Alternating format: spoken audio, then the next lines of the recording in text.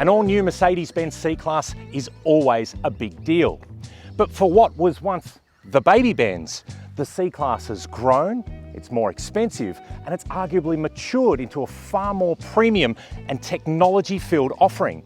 And as a car that is still the doorway to Mercedes-Benz ownership for a lot of Australian buyers, what is there to know?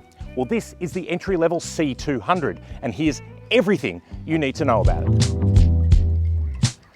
Right, well, let's start off with the outside, where the new C-Class is a very, very sharp-looking machine. Mercedes-Benz have taken the design of the new S-Class and shrunk it down. And I tell you what, it really, really works. Some really cool features here is the grille. Each one of these little elements is a tiny Mercedes star, and it actually works really well. The car has, in C200 and C300, has the standard AMG line sports pack. So this is pretty much a standard car, and it does look pretty impressive. The colour, selenite grey, is an option. There are 10 choices. Metallics are around $1,200. You can get the special pearlescent white, which is about $2,500. But it all kind of contributes to the overall price of the car, because this C200 used to be a $60-ish thousand car. It's now a $78,000 car, plus options, plus on roads, which means, as tested, this car here, which has got metallic paint, it's got some nice wood trim on the inside, it's got the vision pack for the sunroof, there's a couple other little bits and pieces on it. It's around 90 grand, just under 90 grand before on roads. So it is something to bear in mind before you go in. But let's remember, if you were coming from the baby Benz and now want the baby Benz, well, that's an A-Class sedan. This is kind of where the E-Class used to be. And from an outside and from an inside and a technology perspective, it's kind of what you're getting. But we'll keep going around the outside before we step in. You get LED headlights, you get obviously big 19-inch alloy wheels on the thing, and it does look, I'll step back and let you bask in its glory, it does look really cool. Now, something that I can hear you saying there behind the video, but James, how can you tell the difference between a C-Class and an S-Class? All Mercedes-Benz look the same. Well, I can tell you what, if I'm driving a C-Class and you think I'm driving an S-Class, power to me. And if you think my S-Class is a C-Class, well, I don't really care because I'm driving an S-Class. The point being is this scalable design where the cars kind of all look a bit the same but in different sizes. There's no mistaking the fact that you are driving a Mercedes-Benz. Just which one it is the whichever one you've paid for. It doesn't really matter if you can't tell the difference, because the person who's behind the wheel, who's paid the price, well, they know what they've bought. And I actually think it works really well. It's a real step up from the 205, which itself was a very handsome car. So I don't know if I'd have the grey, but it doesn't look bad. But before we take a look at the boot, let's have a look under the bonnet of the C200, which is a 1.5 litre turbocharged petrol engine. Doesn't sound like much. Let's take a look. All right, well, under here, as I said, is a 1.5 litre four-cylinder turbocharged petrol engine with 150 kilowatts at about 5,800 RPM and 300 Newton meters from a really usable 1,800 RPM. So it means you've got a reasonable amount of power, but with a solid amount of usable torque down low, which is great for touring and around traffic. It's also quite efficient too. The car has a claimed combined cycle fuel consumption of just under 7 litres per 100 kilometres, which for a car like this is actually pretty good. And you'll probably see that around town as well, because there is a 48 volt mild hybrid system on this and on every C-Class in the range. What that means is you've got an electric starter generator, and probably a plane up there, but just ignore that. You've got an electric starter generator that handles a lot of the car's functions when it's at stop. What it means too is that from the changeover from the engine being stopped in traffic to starting again, it uses that electric motor to kick it in, so it's nice and smooth and very quick to respond. But it also means if you need sharper acceleration, it boosts the engine up as well. So you do get a bit of extra performance on the line when you need it. You do get the added efficiency of that 48 volt system. But when we take it for a drive, it does do a few other things as well, and I'll explain that on the road. Now, of course, if you do want more power from your C-Class, you can step up to a C300, which gives you a 2 litre turbocharged petrol. Later this year, we'll see a C43, and then next year, we'll see a C63 AMG. But if you're still wanting that V8, maybe don't get too excited, because the word on the street is it will be a version of the A45's 2-litre turbocharged petrol engine with a mild hybrid or even a plug-in hybrid system attached to it. We'll get more details on the AMG models as they come to hand on Drive.com.au, so you can log in and check that out as you go. But for now, C200, remember the facts: 1.5 litre turbocharged petrol, 150 kilowatts, 300 Newton meters, about $80,000, lots of cool stuff in it. Let's take a better look. Well, let's start with the simple stuff, the boot. Now, a hands-free kicker is standard on all C-Class models, the C200 and the C300. The boot size itself is the same. If you've already got a W205 C-Class, you're moving up to this, the boot size is the same, 455 litres. But here, you get handy remote releases to fold the seats down, which is actually a really, really good thing. The space expands. You can fit longer and larger loads in here if you are going away or you need to pick some stuff up from IKEA. Under the floor, we've got a little bit of storage, plus the tyre repair kit, and of course, the fluoro minions, so you stay safe on the side of the road. Let's jump into the back. All right, well, the back seat of a C-Class is not usually something that people are looking at when they buy the car, but it is worth covering off because the longer wheelbase of the W206, so if you're coming from, again, the previous generation, it is a bit longer between the wheels and the whole cabin has been shifted back. What that means is you've got extra legroom here for rear passengers, which is good to know. I'm 6'3". I've got reasonably good room. I can get my knees in here, I can get my hair in there, so it's not too bad. I'm not sure how I'd go on a really long trip, but for around town, it's definitely fine. Worth calling out though that this car has the twin sunroofs as part of the Vision package. Now that's a $3,500 upgrade. It gives you some few extra things, but it means you do get the sculpt cut out here in the roof for rear passengers. It's actually quite nice, but it is worth considering. Couple of other things, you get a nice armrest with a nifty 2-stage cup holder here, which I only get right some of the time. That's supposed to be to put your phone in there, and you can have a cup holder here. My phone won't fit in there because it's in a cover, but the big call out here is there are no charge points, so phone holder be damned, there's nowhere to plug it in. You do get air vents, but no air conditioning control. So it is something that obviously the majority of changes and the majority of fruit in the C-Class is up there where you as the buyer will be. But it is worth noting that if you're going to be expecting people to be in the back of this on devices, doing bits and pieces of work, they have nowhere to charge their phones and iPads, and that's definitely worth considering. Anyway, back seat of the C-Class, let's jump into the front because there's some really cool stuff up there. Now, once again, things have changed with the C-Class, and it is a step up in terms of cabin design and refinement from where it used to be. It's a long way from the little 190 over there, I can assure you. But for buyers in this segment, you're looking for what? Luxury, technology, some pretty cool fit and finish, and this has basically taken a lot of the elements and designs from the new S-Class limousine and shrunken it down. And like we saw with the exterior, the C-Class is a baby S-Class. And I guess that's not such a bad thing, particularly if you're buying at this end of the market, because you do get some of the really cool stuff that you would be paying 6 figures plus for down the line. Now, we'll go through the tech in just a minute, but let's have a look at the cabin features because there's actually some really nice elements. Here you've got a hideaway panel, which has got 2 cup holders, which adjust for size, plus a phone charge pad and phone storage. It's a really handy little bin there because when you close it out of the way, it seals up, it actually looks really flush, and it works quite well in coherence with the cabin. In the center here, there's storage. There are twin USB-C charge ports here, again, making up for what you don't get in the back, meaning that you've got plenty of accessories and componentry here to keep phones and other devices charged and things stored while you're on the move. Now, there is a helicopter up there, so you'll have to bear with me. There's, of course, a glove box full of papers, as yours will probably be, and a lot of other nice elements, but we'll go through those in particular in a second because the 11.9-inch touchscreen here has so much going on that we do need to call it out specifically. Before we do, though, quick note, you've got a 12.3-inch fully digital instrument cluster in front of you. The new twin-spoke Mercedes-Benz wheel, which uses thumb inputs for all of the elements here. Do I love it? I don't know. It works pretty well, but if you've got greasy or oily fingers, either from something you've eaten or it's been a long day or you got sun cream on or something, it can be a bit smudgy and sometimes inaccurate to use. So you find you're always wiping your thumbs on your pads before using the steering wheel, and that's not as intuitive as you'd like it. Luckily though, there is a voice command assistance, which we'll go through in a second. Now, to get the full experience of the new C-Class, you kind of have to turn it on because there's some pretty cool stuff that starts from the beginning. Now here you can say, identification James Ward, please scan your finger.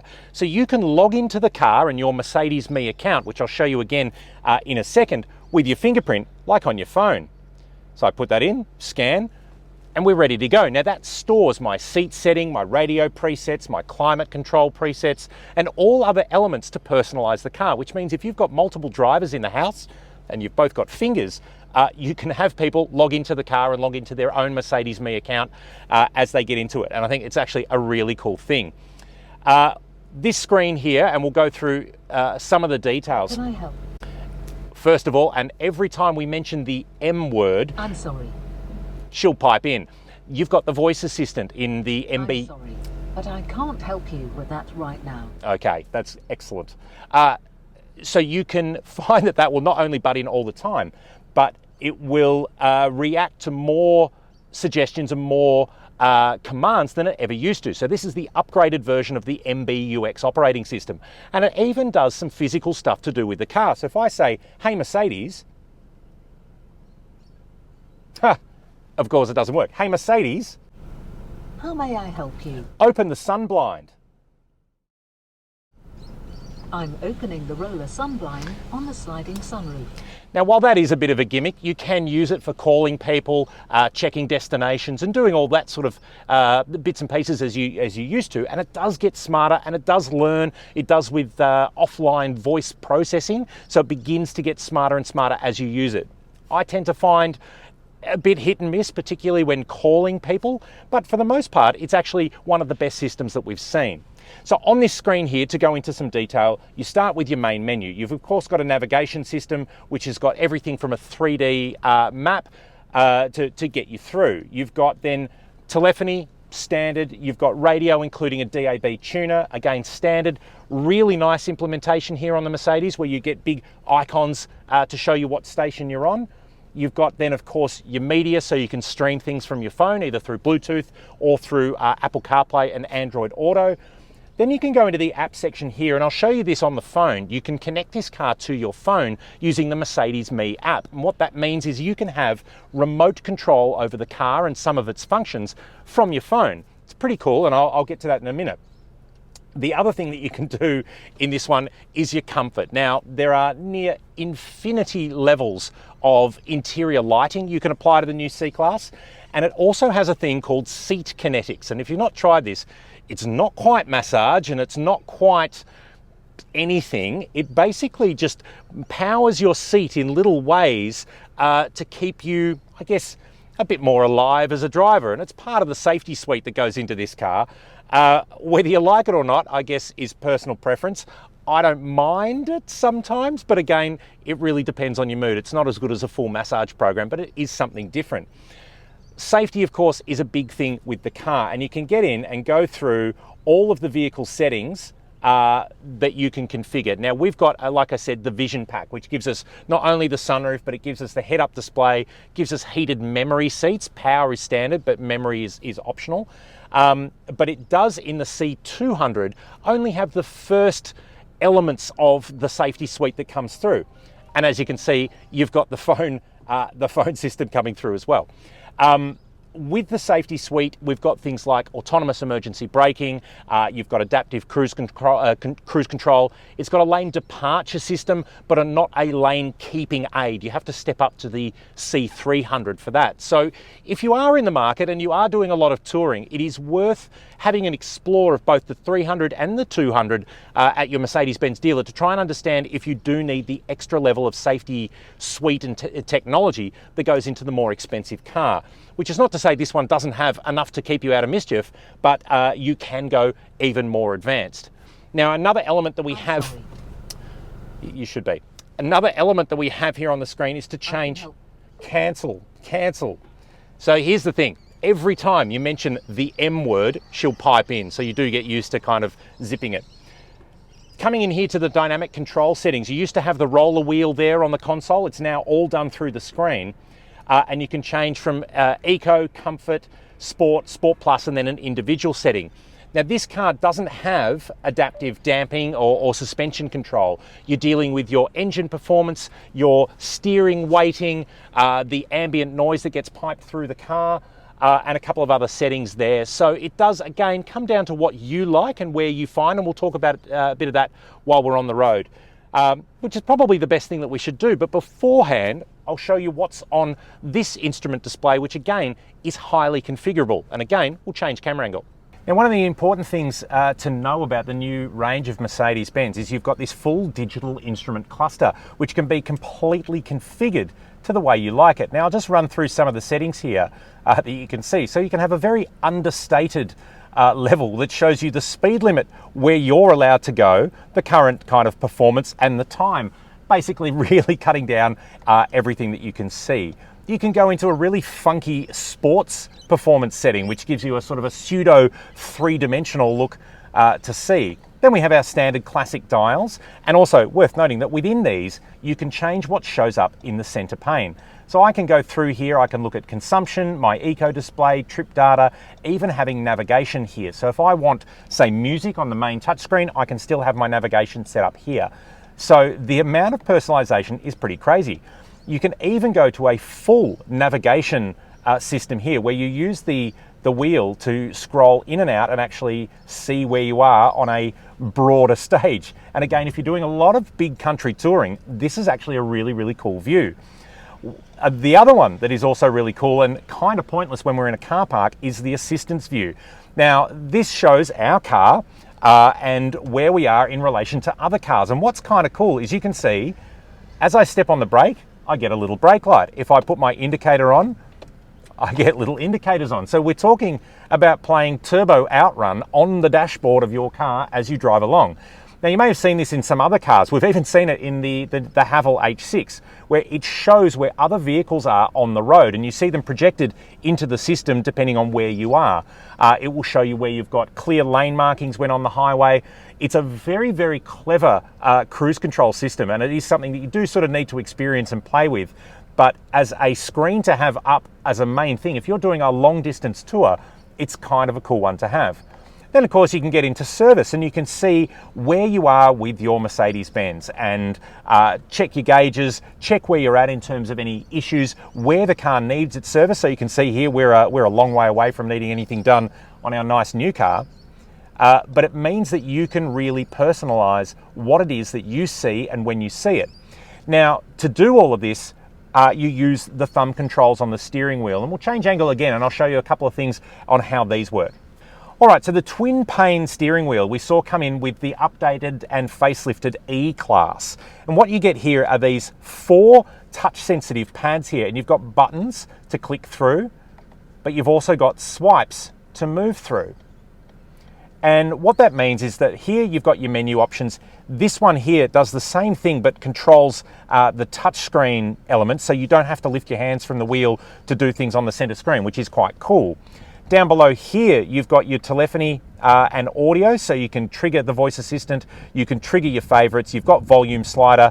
And again, if you're driving, you can quickly move down to scroll up and down with your audio. You can quickly hang up and answer the phone. You don't really need to sort of think or look. And even if you are steering the car, they're relatively easy to get access to. This one here, though, is for the driver assistance system, and it takes a little bit of getting used to because you've got your cruise control here where you can set and either add or subtract speed. You've got your distance control for the adaptive cruise. You can set the speed limiter rather than cruise control. You've got your resume and your cancel modes there. And again, sometimes, and this is just me, I find I will bump these by moving around, and you're trying to move your speed up, but you're changing your dash display. And I think the old way of doing it, where Mercedes-Benz had a stalk and it was a supplementary stalk that hung off the side, was actually a lot more intuitive to use. This one does take a little bit of getting used to. But again, if you are doing regular long miles, it's something that will become second nature before too long. Also too, if you haven't driven a modern Mercedes-Benz, you have got a column shift here. So it is up for reverse, down for drive, you tap it in the end for park. I know that sounds a little kind of weird and counterintuitive, and why doesn't it have it there? But if you've driven one of these for a long period of time, it becomes second nature.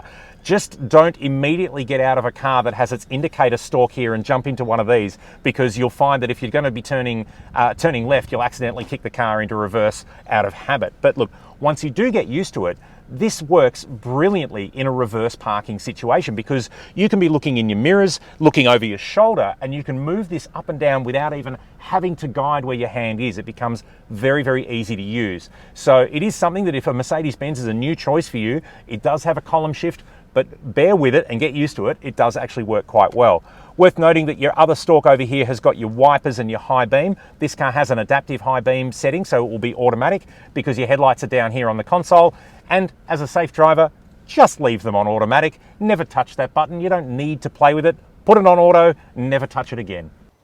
Now, one of the things that you should also know about the new C-Class is it uses Mercedes Me, which is an app on your smartphone here, which can allow you to control not only your Mercedes-Benz account, but also factors of the car. So you can see in things here, like you can see currently the lock status of the car. It knows the car is unlocked. We can go through and we can lock the car and close the sunroof. Now, it takes a couple of minutes to do it, but it's actually now aware that that is happening. You can see that on the sliding sunroof section here, it's trying to do it, and eventually we might see that close. But what it means is that if you're nowhere, and there we go, you can actually see it in the background, it's closed the sunroof on us while we were chatting.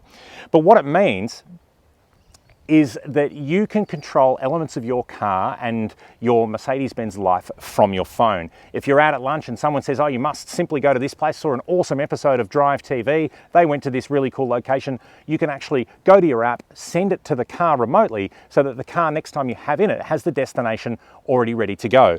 And it's just another part of the modernisation that we're seeing in cars. There's some cool stuff here, and actually if I do find it, you can get your so these are all the little bits and pieces you can do. There is one here, light setting. So I can go through and I can choose from my phone, sitting up in bed, watching TV, whatever, what ambient lighting I want in the car next time I go out. So if I decide I've had enough of ocean blue and I want to get in the car and go to, oh, I don't know, red moon, next time I get into the C200, it will change its ambient lighting. Not a hell of a lot of use about that, but it is kind of cool. And I suppose it shows the power of this connected telemetry that you can now have with your car. Personally, I find the remote locking and unlocking feature to be a particularly good one because for the times I've been caught out with not having the key in my pocket but having the phone in my pocket, it's very handy. You can check things too. You can look at, see how your service is, what your last trip was. You can see if there is any downloadable software to come to your car. And again, I can go to that and I can say lock status, let us unlock the car. It needs to use Face ID. I need to look at it. There we go, back in shot. And that is going to open the car for us remotely without having a key near the car. Of course, you can't see it do that. You'll probably see the indicators flash. But it is another cool feature that is part of not just the C200, but now every modern Mercedes-Benz in the range. Right, well, here we are behind the wheel in the C200. Now, we're obviously in an urban environment, but I imagine if you're looking at buying one of these, you're going to be in an urban environment probably most of the time anyway.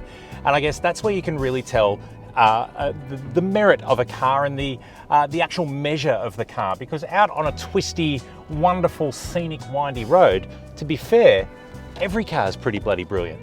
Whereas in town, dealing with Commodores that have seen better days, dealing with speed humps, dealing with traffic, we need to get an understanding of how this car is going to operate. So first things first, that 1.5 litre engine. We are doing less than 40 kilometres an hour. The average speed in built-up areas is between 40 and 50, maybe 60 kilometres an hour. It's enough. It is definitely adequate enough to motor you along, to not feel that you're running out of power. The car's got enough urgency if you do need to give it a squirt away from the lights or to get away from traffic or to merge with flowing traffic. But in terms of that response and that refinement down low, it is really smooth and really easy to live with. And I guess the other thing that's key is it's going to return a very manageable sub 7 litres per 100 kilometres in your fuel consumption. And if you've paid for a more expensive C-Class, you're going to be looking at ways to perhaps hurt the hip pocket a little bit less. And that is a good one. Now, the other thing too to remember driveline wise, still rear wheel drive, and we do have that 48 volt mild hybrid system in it, and the 9-speed automatic transmission with the column shift we went through before. Again, a very well proven, well sorted Mercedes-Benz transmission. 9 gears sounds like a lot, sounds like it's going to be fussy. To be honest, you don't even notice the thing changing gears between second and third, let alone all the way around the spectrum up to 6th, 7th, 8th and beyond. It's an excellent gear transmission for this car because it is effortless. Even as we're driving along, it is shifting ratios. I can't even feel it. You probably can't even sense it through the camera. So base technical side of things, from the get-go, the C200 as a platform, it really does everything you need. Yes, you and I would probably both like a C300 to get that 190 kilowatts I think you have there. That, of course, would be a bit more fun and a bit more engaging, but for the majority of buyers, this provides enough C-Class for your money. So, big tick there. The next thing then is obviously dealing with all of the systems that we went through before, with the big touchscreen here, with the digital dash here, and some of the other elements around the cabin in terms of how that's useful. Now, as I said before, we've got the Vision package, which gives us the sunroof, but it also gives us the head-up display, which I'm a massive fan of. Mercedes-Benz have put a lot of effort into these things, and you get everything from the current speed limit that it reads from the signs, thanks to a camera in the windscreen. You get your current speed. If you're running navigation, you get all your directions. If you can go for that Vision package, if you can spring for that extra, it's a bit over $3,000 from memory, it's definitely worth it. You do get a lot more features and you do get a lot more premium technology for your money. And the way that that head-up is projected neatly onto the road in front of me, it's really quite effortless to see what's going on. In terms of steering, we've got electric or electromechanical steering, as they say, in this car, because the car, while it has a lane follow aid in the C300, we have adaptive cruise control, but no lane keep in this one. So it will warn us if there are cars outside, but it will let us know if we are veering away from our lane as part of its standard safety suite of systems. One thing that we have noticed in driving it around though is that the car is constantly aware of its surroundings, and you find that the brake pedal feel initially kind of threw us because it does feel a little bit weird. It's not as linear as you would expect from a car. And what that is because the car's got the mild hybrid system, what it's doing when you first get off the accelerator and you tap the brake to slow down, it uses friction regeneration to recharge the battery that is part of that mild hybrid system before it actually uses the brake. So you get an interesting kind of feeling between a friction and almost like engine braking performance through to the pedal-based performance. First time I drove it, it was a little bit sort of like, oh, what's going on here, especially at low speed in a car park. But commuting to work this morning, I barely even noticed it. So if you are buying this car and it does throw you the first time you drive it, you'll forget it's even there before you've had the car a week. So it is the car working toward, because the other thing that we can see is the car will sense other traffic around it. And especially if I go to my driver assistance screen here on the display, I can see that there is a car in front. I can see what it's around. The car will start to brake. It will start to assume that it needs to stop in traffic as you start to do so. So regardless of the fact that the C300 has more safety equipment, this one is still pretty jolly clever and constantly thinking of ways to look after you behind the wheel. So now on to ride comfort. Now, one of the things this car doesn't have is adaptive suspension. It is an option that is not currently available in Australia. It will come back on, but you don't actually need it. The car rides really well enough. It's not too floaty, it's not too firm. What I have found is over speed humps, it'll compress reasonably well, but you'll find the back of the car might just rattle a little bit. But again, that's being ultimately very picky. The other thing that we found, and Glenn saw when he first drove the car at its launch, is that sharper edges, particularly mid-corner, will kind of thump through and give you a bit of a wibble through the steering wheel. But again, as you can probably tell, we're on Beaconsfield Parade in Melbourne. There are no high G corners here. There are no off-camber S-bends. We're on a pretty straight stretch of road. The bumps that we're going through are to do with where there have been previous roadworks or cat's eyes as we change lanes. This is how you will be living with your C-Class on a day-to-day basis. And in this environment, it actually responds really, really well. If you do get the chance to take it out on for a nice fun drive, it is a bit of a sports sedan. It's not quite as punchy as the 300 or an AMG, but it's still enough to entertain. But yes, fundamentally, we are very comfortable in this car. It feels quite good. You can stiffen up the steering through the drive mode, so we're in comfort at the moment. If we switch to Sport or Sport Plus, or even set something up through the individual settings, you can change the weighting on the steering to your preference. And again, I like a little bit of a heavier steering car, but in a C-Class and in a Mercedes, this is an executive sedan. I'm actually quite happy being relaxed in this car, having the light steering. It's easy to maneuver, it's easy to live with. And I think for a lot of buyers in this segment, you want the look of a really sharp looking Mercedes, but you want the ease of use of a regular car, and that's where this one really is fitting. Now, in terms of downsides, I know you might be thinking, when are we going to get to the but?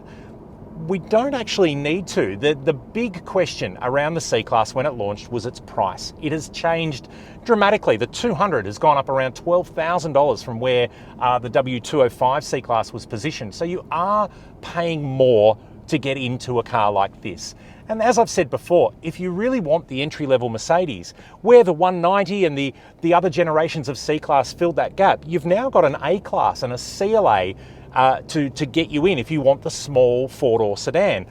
The C-Class has almost stepped into the realm of where the E-Class once was. And in fact, this car is bigger than the quintessential W124 E-Class. So you are getting kind of an E-Class for a C-Class, and that whole Mercedes-Benz alphabet does get a little bit confusing at times.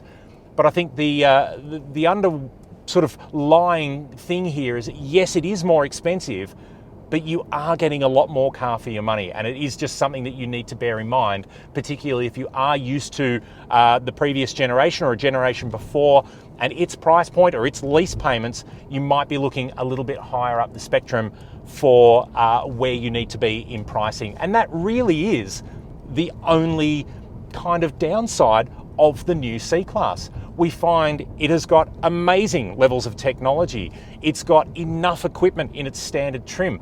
The C200 as the entry-level model has enough performance and enough dynamism to make you feel that you are in a Mercedes-Benz. As you could probably tell, going over those speed humps just then, our teeth didn't rattle, the car didn't shake apart.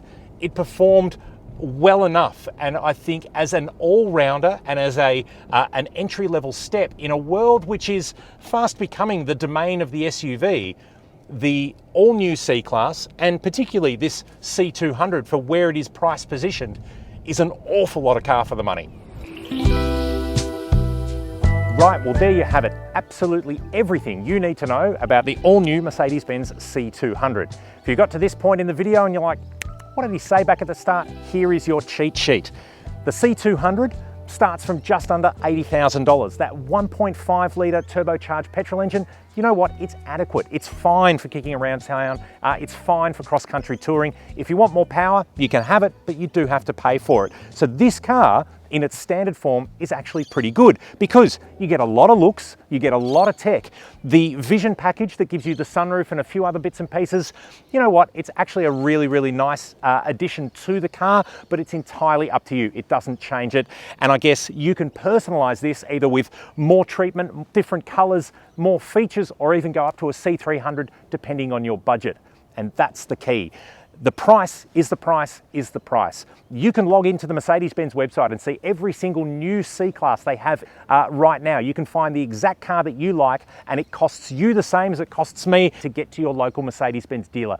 That's the way their new system works. So there's no haggling, but there are no secrets either. So you can choose a car that you can afford, and knowing that the C200 gives you an awful lot of Mercedes-Benz and a pretty big step up from where things were back in the 80s with the W201 over there.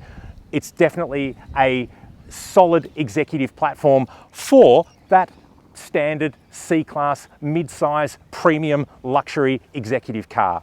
Now, if you want to know all there is to know about not just the C200, but the C300, everything else with the C-Class, everything else with Mercedes-Benz, come on over to Drive.com.au. You can read a full review of this car as well. And of course, check out the Mercedes-Benz showroom to see if there are any other models in the lineup that you like.